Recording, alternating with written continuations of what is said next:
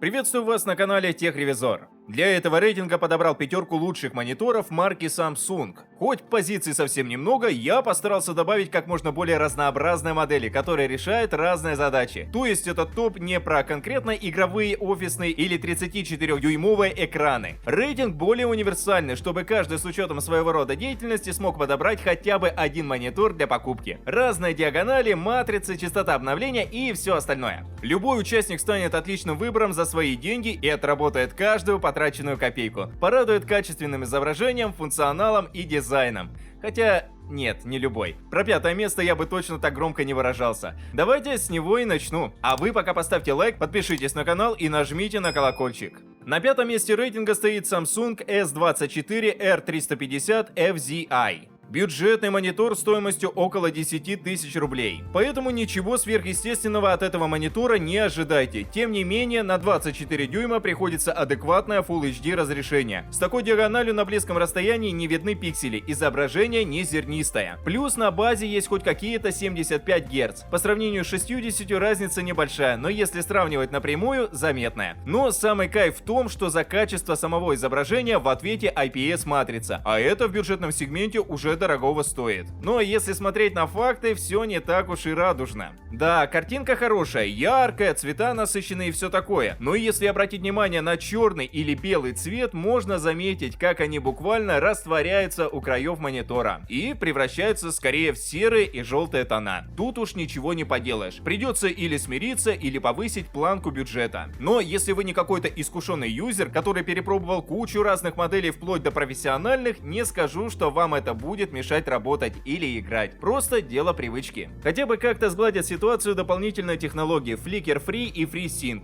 Они дают отдыхать глазам, нейтрализуя лишнее мерцание и разрывы кадров. По внешности могу сразу выделить подставку. Большевато и требует хотя бы 20 см стола, так что имейте в виду. Сам экран не изогнутый. Сзади есть разъемы только для подключения HDMI и VGA. В итоге получается довольно скудный набор возможностей и функций. Хотя для базовых задач их достаточно.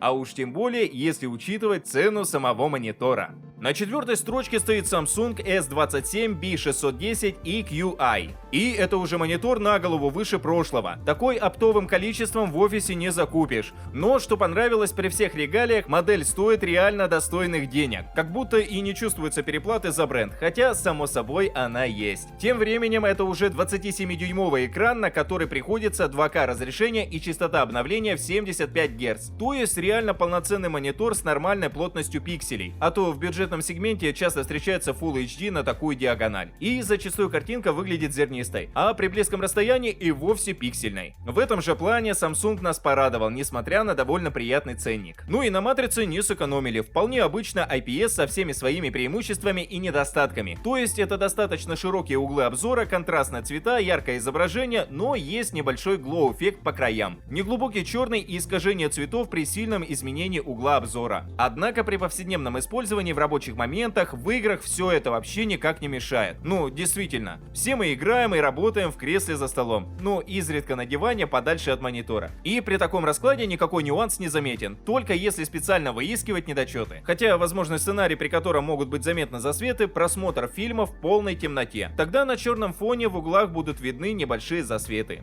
Но попробуй оправдать этот монитор офигенным дизайном. Действительно минималистичный, тонкий и изящный. Тонкие рамки, аккуратная подставка, которая не требует много места, да еще и по высоте регулируется. Дисплей можно даже на 90 градусов повернуть, поэтому в этом плане Samsung однозначно респект. Тройку лучших открывает Samsung Odyssey G5. Именно линейка Odyssey у Samsung одна из лучших, что есть на рынке VA-матриц. А сделать что-то стоящее на VA-матрице за более-менее адекватные деньги – та еще задача. Покупая этот монитор, вы не получаете кучу регулировок в разных плоскостях, разнообразного набора разъемов и каких-то особенных фишек. Этот монитор просто показывает одну из самых качественных картинок. 2К разрешение, 144 Гц, натуральные и насыщенные цвета, контрастное изображение и глубокий черный цвет. Вот что вас ожидает после покупки Одиссея. Поэтому гейминг, работу и обычный просмотр фильмов можно вывести на другой уровень. Он более изогнутый, чем прошлые модели, о которых я рассказывал. Но, к сожалению, никак не получилось обойти засветы. Изогнутость требует жертв, поэтому все-таки придется идти на компромиссы. Но, само собой, это не помешает пользованию. Если на этом не зацикливаться, то и раздражать ничего не будет, так как их в основном элементарно не видно. Отмечу также наличие FreeSync, Flicker Free и HDR. Последний здесь не просто для галочки. При правильных настройках он реально улучшает изображение и добавляет натурального вида картинки. А вот про разъемы и регулировки я не шутил. В нашем распоряжении действительно один HDMI, один DisplayPort и никакой регулировки. Если сильно припечет, можно повесить его на кронштейн. Это даже функциональнее будет. Но, увы, ничего встроенного не завезли. Добавлю только то, что диагональ можно выбрать. Не только 27 дюймов, а еще и 34. Реже можно найти 32 дюйма. Но если необходим 32 и только, присмотритесь к следующему месту.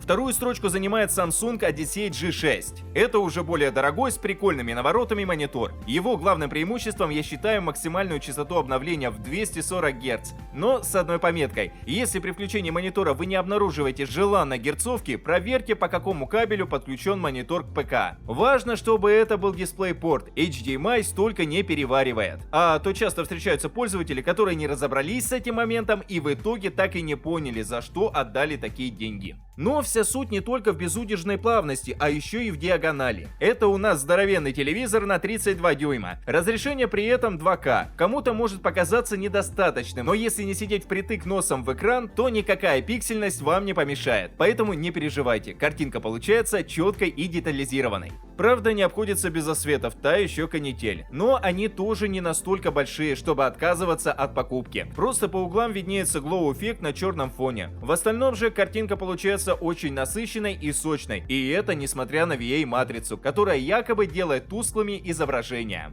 В бюджетной категории это так, но мы сейчас не в ней, поэтому переживать не о чем. Главное, что артефактов никаких, а остальное будет только радовать. А натуральная цветопередача и кривизна только усилят эффект. Также обратите внимание на внешний вид монитора. Сбоку видно массивность что самого корпуса, что его ножки. Такая ножка требует реально много места, но это и позволяет настраивать монитор. Можно и по высоте отрегулировать, и по углу поворота. Также из приятного в корпусе запрятана парочка USB-портов. Они реально упрощают жизнь, сами посудите. В общем, получается реально жирный Samsung с функционалом пошире. Играть и смотреть фильмы на таком — единый кайф. Лидером рейтинга стал Samsung Odyssey G7. Реально лучший изогнутый монитор с VA-матрицей. Естественно, лучшим он стал не просто так. Если 2К разрешение это норма, то те же 240 Гц это что-то скорее сверх нормы. И дело здесь не в максимальном количестве FPS, а в полном отсутствии гостинга. Его здесь в принципе не существует как явление, поэтому все, кого он больше всего волновал, могут выдыхать свободной грудью. Эта модель то, что вам нужно. То же касается и засветов. Хоть на черном, хоть на темно-синем, хоть при свете, хоть в кромешной темноте, ну ничего не просвечивает в отличие от прошлого места. А углы обзора вообще сказка. Цвета не блекнут, не тускнеют и не теряют палитру из-за небольшого отклонения относительно монитора. Что уж говорить за саму цветопередачу. Описывать все ощущения эпитетов не хватит. Скажу только, что даже для профессиональной работы с цветокором и графикой этого монитора вам будет достаточно. Дальше только профессиональное оборудование за 200-300 тысяч рублей. Думаю, вряд ли вы захотите столько отдавать чисто за монитор. А вот отличная замена. Есть все необходимое, в том числе для рядового пользователя, чтобы глаза не уставали, и для геймера, чтобы 240 Гц выглядели как настоящие 240. Это я про Flicker Free, G-Sync и FreeSync. Да и сам монитор можно регулировать и по высоте, и по углу поворота. Особенно это заценят программисты, которым необходим вертикальный экран. В общем, если вы искали самый топовый монитор, вы его нашли. Остается только принять последнее решение. На этом мой рейтинг подошел к концу. Подписывайтесь на канал, ставьте большие пальцы вверх, а также не забывайте включить уведомления, чтобы первыми узнавать о новых рейтингах и обзорах техники.